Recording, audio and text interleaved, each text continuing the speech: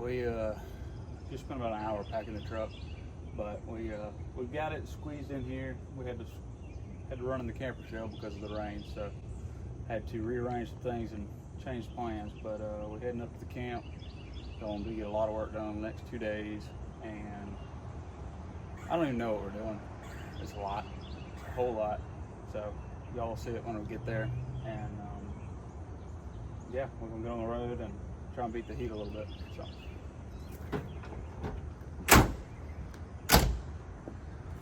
Go.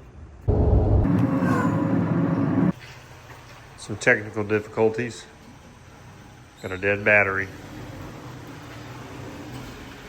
Nothing we can't jump real quick. All right, so we're back here at this spot. If you saw our earlier video that we posted last month, this is a spot we did not put a cell cam out, so I'm checking the regular camera.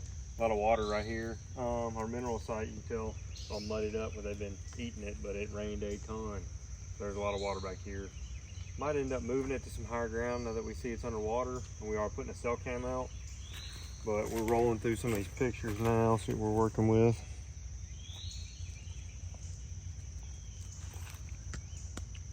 See if we got anything good in here.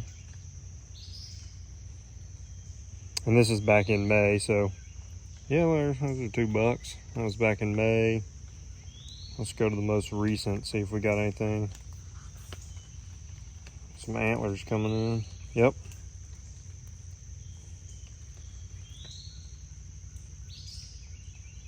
Some younger bucks.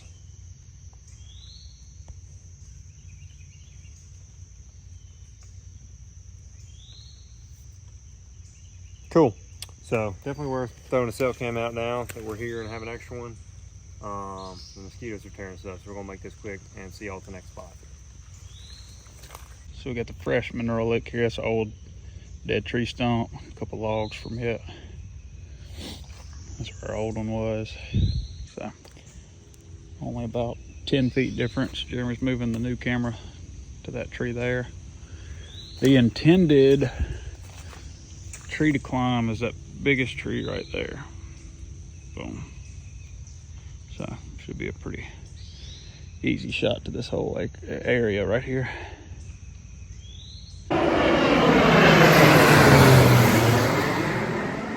We're at our second mineral spot of the day.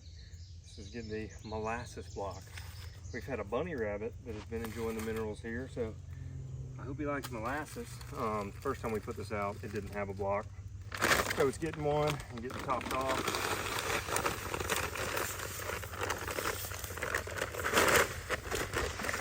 The deer have been coming here pretty regularly, so just seasoning it back up, freshening it up, especially after this rain, should be good timing. This camera is fully charged, so we will head on to the next spot. Looking like a girl. Off to the next spot. Yep. Won't put this go around. Too wet.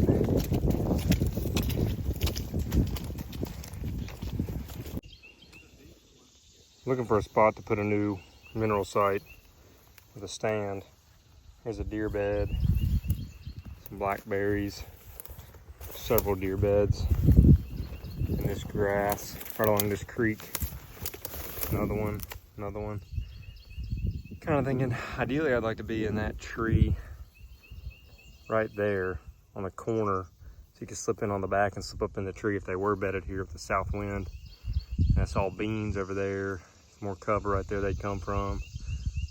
But the problem is that tree's pretty small, so I don't know.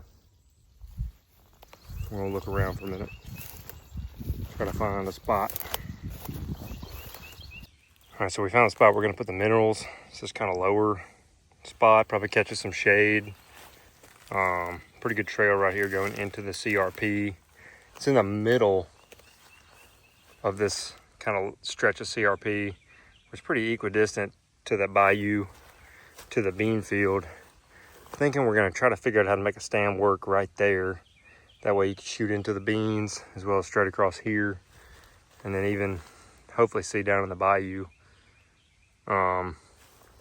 The thought process behind putting it here in the middle is, you know, It's already a shady spot where there's not as much vegetation.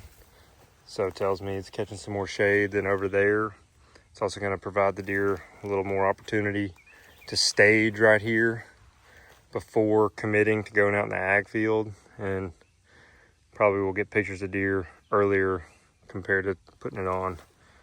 The alternative being like the hard corner where it meets the beans. So we'll get this camera out in minerals and it'll be a new spot, brand new. Excited to see what we get. I was also gonna start a new mineral site here. Throw the brick out and dump some minerals on it.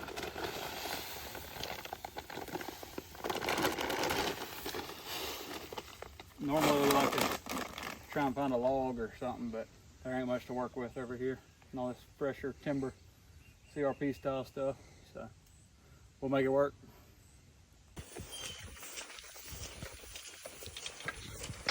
Hello. Alright, back over there. Give me a saw. Parkour. Oh, that was poison ivy to the face.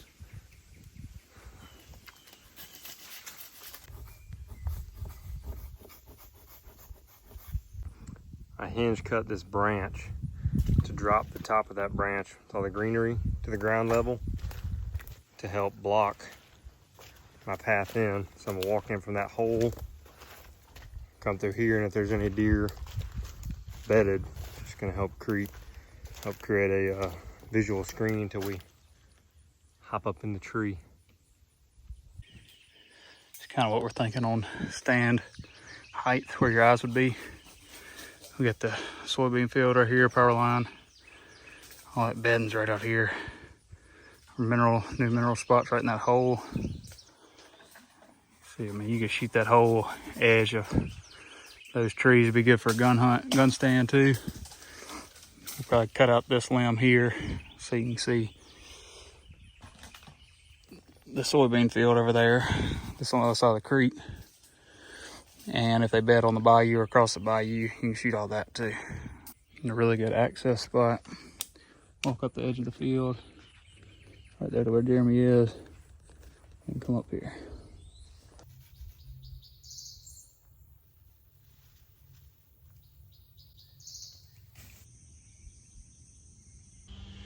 All right, I just refreshed this spot. It's the 2-man ladder stand. I don't know if we showed that in the last video or not. Big field right behind it in that open area you can see. We have this 2-man here. It's on a big trail coming across the lane. We got a stand on that side of the lane and this side of the lane, and a shooting house watching that lane. So I think the 2 biggest deer Jeremy killed, he killed walking that trail. So this is just kind of bow spots for it. It's a buddy stand, so you can sit somebody else or anybody that doesn't like lock-ons or something can sit in it. But just got the minerals refreshed. Added some of that buck jam stuff. I don't know how it does, but figured it'd bring them in a little bit. Maybe get a picture or 2 of them. This camera's been screwing up though. It's great and all, but I've got it on a battery pack, and I think the battery pack's either going bad or it got wet or something. About to pull it out, take it to the house, try and dry it out, let it reboot or whatever it may need to do.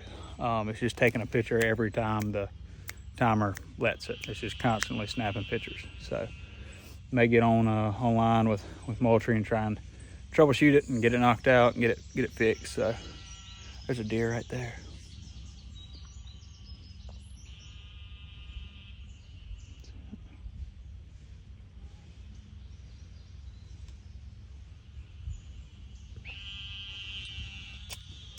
Bedded up there on that island.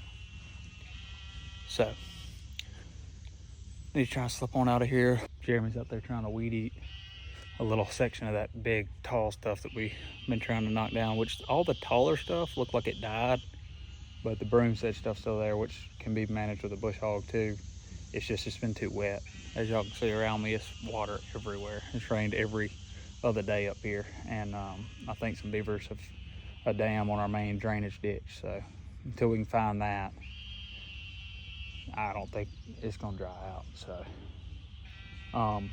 yeah, wrapping up. All right, guys, hitting one of the last spots. As you can see, this is the spot we put the trophy rock out at instead of the little $5 brick. Trophy rock's still there. All the bricks have dissolved by now. So just something to think about. If you want one to last longer, trophy rock or one of the higher dollar ones, probably is your best bet. Those little bricks still get the minerals into the ground, which sometimes can get them in the ground faster. So depending on your whole idea of what you're trying to do, maybe a ticket. But camera's right there. Jeremy's over there working on the other camera. So that's how close we run some cameras together, just to tell different sides of things. That one's kind of more of a surveillance camera that he's working on over there. Solar panel's not charging on it, but a lot of deer travel through there. That's where we've had several nice bucks come by, and midday, stuff like that. So we're planning to put a lock on in one of these trees right here behind me, and hunt this mineral site and that crossing. So that's the hope, that's the goal. We're gonna hook up a battery to this camera, and then we're gonna be out of here. So we're back at the stand we call Kansas, where we put one of the mineral licks out last time. You saw that. This was a nice, neat pile of logs that the deer have been just demolishing. I don't see a stitch of mineral left, so that is why we're here, to refresh it. Also gonna weed eat down some of this tall stuff that's kind of blocking the view of the camera. So this will be our last mineral site of the day. We got some things to work on in the morning. Gonna pull the thermal out tonight, try to find some pigs, and see what happens. But keep trimming this tree, and we're gonna freshen up these minerals.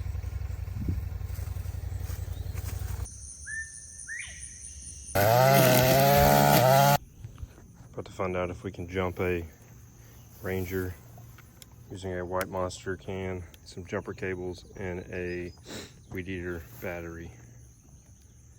Here we go. Chase did it.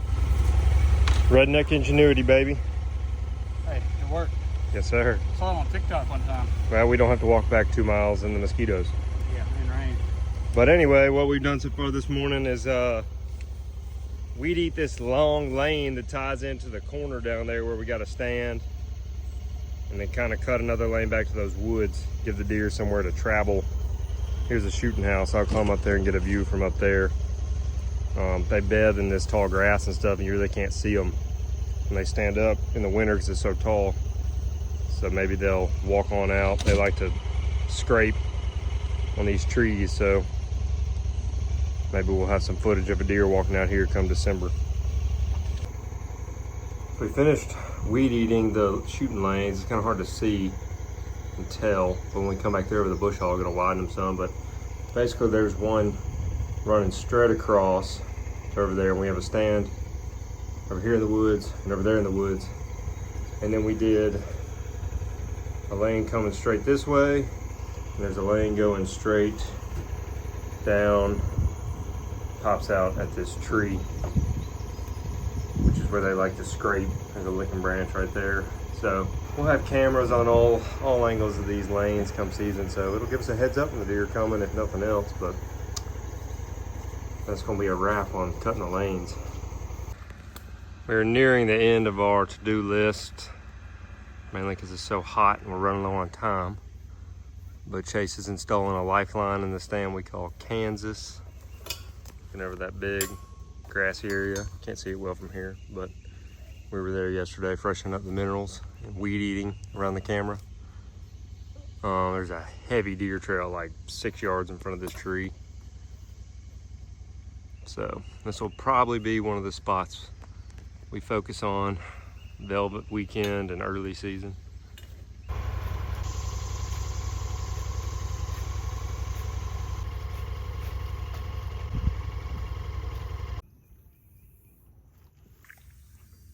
Hey guys, so I wanted to highlight my favorite tree. This is the American persimmon tree. Bow hunter's paradise. If you find a whole group of these that are females and mature. So right here along this whole road there's 1, 2, 3, 4, 5, several right here that are loaded right now with little bitty green fruit. I know these trees from the past couple seasons, they drop very early. This guy was, the fruit was very ripe, big and orange, like late August, early September last year. this spot is pretty hard to get in here and hunt, so we don't really hunt these trees.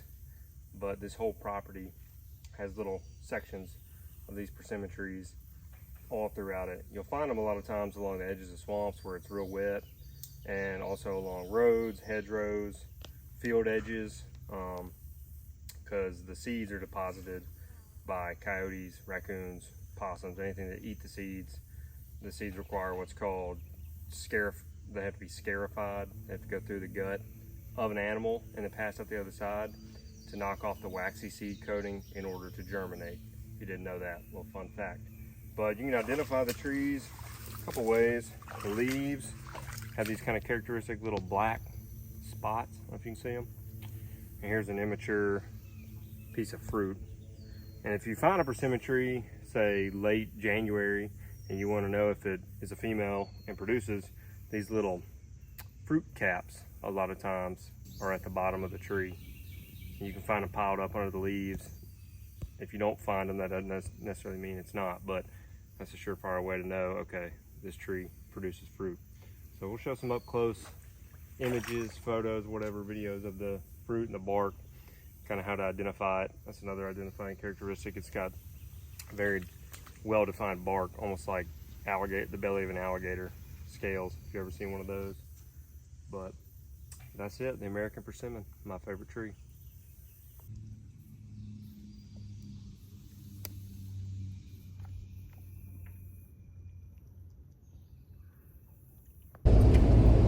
We are leaving the Delta. We're on a very bumpy road, so camera shaky, sorry about that. Well, we got about half our list knocked out. The 6 inches of rain yesterday prevented us from doing a good bit, but the main focus was all our spots that we're likely gonna hunt for the early velvet season here. Got all the minerals refreshed, some more cameras out, shuffled some around. Got those lanes cut, that'll be for gun season, but that was a big thing I wanted to knock out. So now the guy that bush hogs it can follow those and know where to cut. Overall, it was fun. It's hot. We're probably going to wind up with West Nile virus. Yeah, the mosquitoes were really rough. I've never seen them like that. I've seen them bad up there, but never like that. It was terrible. 2 thermocells on each, one on each ship. Wasn't even doing it. So, it is what it is. Might make it back up one more time before Velvet weekend, but otherwise, that's when we'll lay eyes on the place again. So, until then, we will see y'all on the next one.